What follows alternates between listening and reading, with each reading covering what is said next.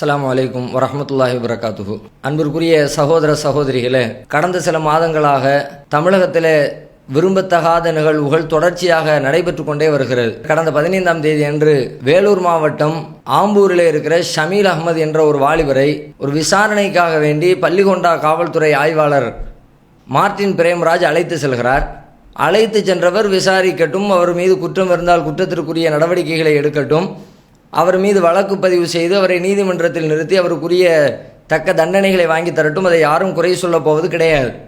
ஆனால் அழைத்து சென்ற அந்த வாலிபரை தேவையில்லாமல் ரகசிய இடத்திற்கு கொண்டு சென்று கடுமையான தாக்கி கடைசியில் அவர் கொல்லப்பட்டு விட்டார். மார்ட்டின் பிரேம்ராஜால் அவர் கொலை செய்யப்பட்டு விட்டார். அந்த அளவிற்கு ஒரு கடுமையான சம்பவம். சட்டத்தை கையில் எடுத்து அதிகார துஷ்பிரயோகத்தில் ஒரு காவல்துறை ஆய்வாளர் ஈடுபட்டிருக்கிறார் என்ற செய்தி கேள்விப்பட்ட உடனே அந்த பகுதியில் இருக்கிற ஊர் மக்கள் எல்லாம் கோபத்தோடு வெகுண்டு எழுந்து ஒரு பெரிய போராட்டத்திலே குதிக்கிறார்கள். இது இயல்பான ஒன்று. அத்துமீறிய ஒரு நிகழ்வு நடக்கிற பொழுது அருகாமையில் இருக்கிற மக்கள், பொதுமக்கள் வேடிக்கை பார்த்து கொண்டு சும்மா இருக்க மாட்டார்கள். அந்த அடிப்படையில் இயல்பாக நடைபெற்ற ஒரு காரியம். அவ்வாறு போராட்ட களத்திற்காக வேண்டி வந்த மக்கள் தங்களுடைய கோபத்தை முறைப்படி ஜனநாயக வழியிலே தீர்த்து கொண்டிருக்க வேண்டும்.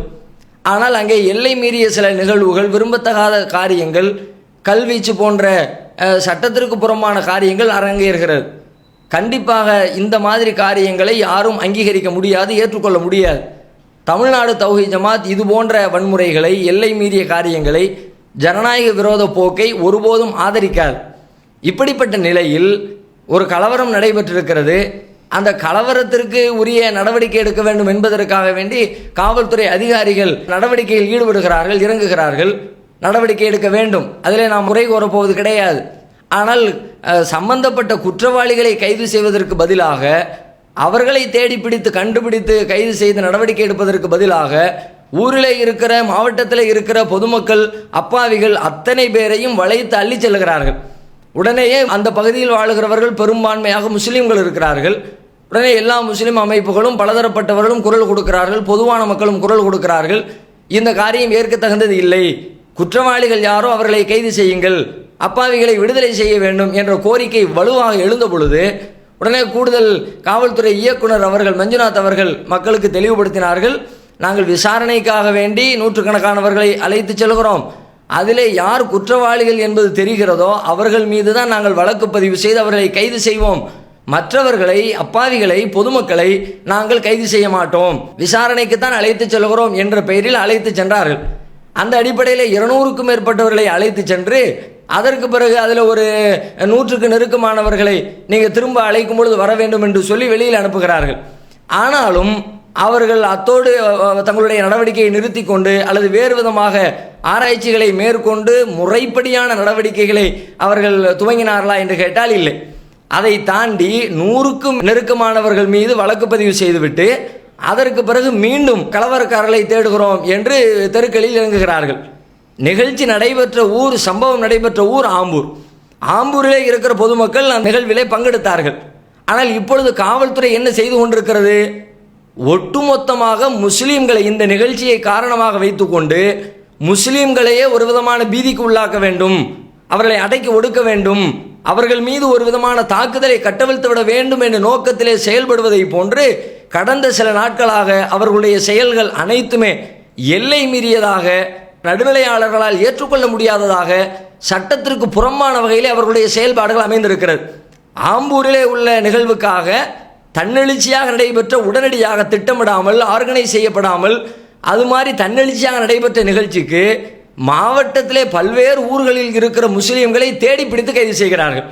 இன்றைக்கு காலையில் வேலூரிலிருந்து தூரத்தில் இருக்கிற பேரணாம்பட்டு, வேலூர் மாவட்டத்தை சார்ந்த ஊர், அதற்கும் ஆம்பூருக்கும் இடையிலே இடைவெளி தூரம் அதிகம் இருக்கிறது. அந்த பேரணாம்பட்டிலே வசிக்கிற முஸ்லீம்களை தேடி பிடித்து நோன்பு வைத்திருந்தவர்களை காலையிலிருந்து மாலை வரை காவல் நிலையத்திலே காக்க வைத்து இப்பொழுது மாலை நேரத்தில் அவர்கள் மீது வழக்கு பதிவு செய்து அவர்களை ரிமாண்டு செய்கிற வேலைகளை செய்து கொண்டிருக்கிறார்கள். இவர்கள் எல்லாம் யார்? இவர்களுக்கும் இந்த நிகழ்வுக்கும் என்ன சம்பந்தம்? இந்த ஊர்க்காரர்களுக்கும் என்ன சம்பந்தம்? இவர்கள் வந்தார்களா? அதற்கு ஏதேனும் துப்பு கிடைத்ததா? சம்பந்தமே இல்லாமல் இப்படி ஊரிலே மாவட்டத்திலே இருக்கிற ஒவ்வொரு கிராமமாக ஊராக தேடி அங்கிருக்கிற முஸ்லீம்களை எல்லாம் சல்லடை போட்டு அலசி அள்ளி எடுத்து சென்று நூற்றுக்கணக்கான மக்களை கைது செய்து சிறையில் அடைக்கிற வேலைகளில் ஈடுபட்டிருக்கிறார்கள் என்று சொன்னால் இது எதை காட்டுகிறது? முஸ்லீம்கள் மீது ஒரு வன்மத்தை ஏவ வேண்டும் என்ற திட்டமிட்ட ஒரு செயல் திட்டத்தோடு காவல்துறை களத்தில் இறங்கி இருக்கிறதோ என்ற எண்ணம் ஏற்படுவதை தவிர்க்கவே முடியாது. அது மட்டும் இல்லாமல் இந்த சந்தேகத்தை உதாசீனப்படுத்தவும் இயலாது. ஏன், இது இன்றைக்கு மாத்திரம் புதிதாக நடைபெற்ற நிகழ்ச்சி அல்ல. கடந்த சில மாதங்களாக தமிழகத்திலே காவல்துறையினுடைய போக்கு முழுக்க முழுக்க முஸ்லிம்களுக்கு எதிராக இருக்கிறது. அதை பல்வேறு நிகழ்வுகளை நாம் பார்த்து தெரிந்து கொள்ள முடியும். அப்படித்தான் சென்னையில் வெட்டுவாங்கேணியை சேர்ந்த ஒரு சிறுவன், ஒரு 14 வயது சிறுவன் அன்சாரிங்கிற ஒரு சின்ன பையன், அவனை விசாரணைக்குன்னு அழைச்சிட்டு போனார். அழைச்சிட்டு போன நீலாங்கரை இன்ஸ்பெக்டரு விசாரிக்கிறோங்கிற பேரில் அந்த சிறுவனுடைய வாயில துப்பாக்கியை வைத்து சுடுகிறார். ஒரு முஸ்லீம் சிறுவனை அழைத்து சென்று விசாரிக்கின்ற விதம் இதுதானா? எந்த ஊரிலே எந்த காவல் நிலையத்திலே இப்படி அழைத்து சென்று சிறுவர்களை துப்பாக்கியால் சுட்டு விசாரணை நடப்பது எந்த ஊரிலே நடைபெற்றிருக்கிறது? அப்படி செய்கிறார்.